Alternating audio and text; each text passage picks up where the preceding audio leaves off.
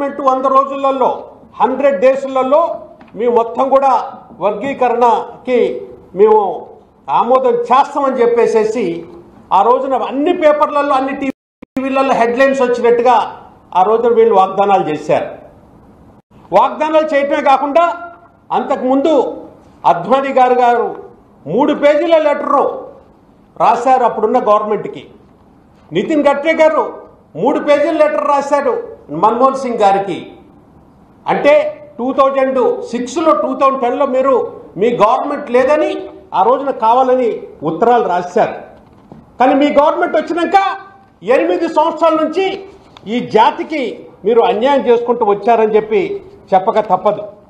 ఆ విధంగా వీళ్ళు ఈ యొక్క అణగారిన కులాలని ఇంకా అణగదొక్కుంటూ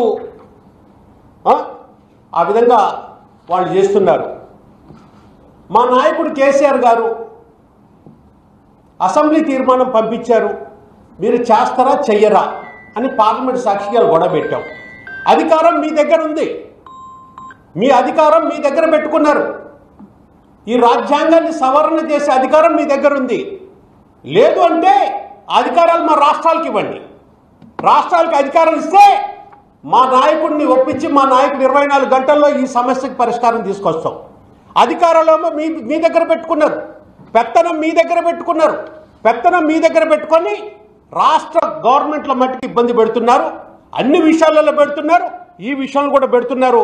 అది గమనించాల్సిన అవసరం ఉన్నదని చెప్పేసి చెప్తున్నాం.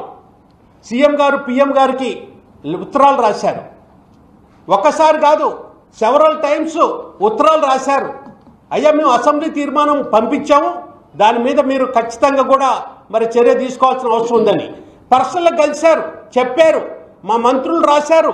16th లోక్సభలో 17th లోక్సభలో ఈ రోజుతో పాటు కూడా మేము ఎన్నోసార్లు మరి అన్ని విధాలు కూడా మా ప్రయత్నం చేసినాం. అయినా కూడా బీజేపీ గవర్నమెంట్ ఈ యొక్క ఎస్సీలతోని ఆటాడుకుంటుంది, మాయ మాటలు చెప్తుంది. ఈ గవర్నమెంట్కి అందు గురించే చెప్తున్నాం. ఎస్సీ సోదరులందరూ కూడా ఈ కేంద్ర ప్రభుత్వం చేసే విధానాల మీద, కేంద్ర ప్రభుత్వం అవలంబిస్తున్నటువంటి మాటల మీద మీరు కూడా ఆలోచించాల్సిన అవసరం ఉందని చెప్పి వారు కూడా చెప్తున్నాం. మా నాయకుడు ఆ రోజున అసెంబ్లీ తీర్మానం చేయటం కాదు, మా చేతులున్న పని ఈ దళితులందరూ కూడా బంధువుగా దళిత బంధు పెట్టారు. దళిత బంధు పెట్టినటువంటి రాష్ట్రం కేవలం తెలంగాణ రాష్ట్రం. ఆలోచన చేసింది కూడా మా నాయకుడు కేసీఆర్ గారు. వాళ్ళకి ఒకటే చెప్తున్నాను, మీకేమాత్రం కూడా చిత్తశుద్ధి కనుకుంటే ఇదే దళిత బంధు మొత్తం దేశంలో పెట్టండి.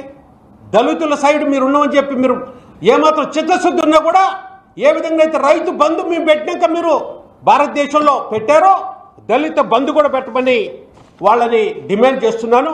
దాంట్లో చివరిగా ఒకటే చెప్తున్నా, అణచివేతకి గురైనటువంటి, అంటరానితనానికి గురైనటువంటి, వివక్షకు గురైనటువంటి ఈ ఎస్సీ బిడ్డల్ని కాపాడటానికి వెంటనే మీరు చర్య తీసుకోవాలని ఇలా పార్లమెంట్లో 2 హౌస్లలో ఏదైతే మాట్లాడామో మళ్ళీ డిమాండ్ చేస్తున్నాం.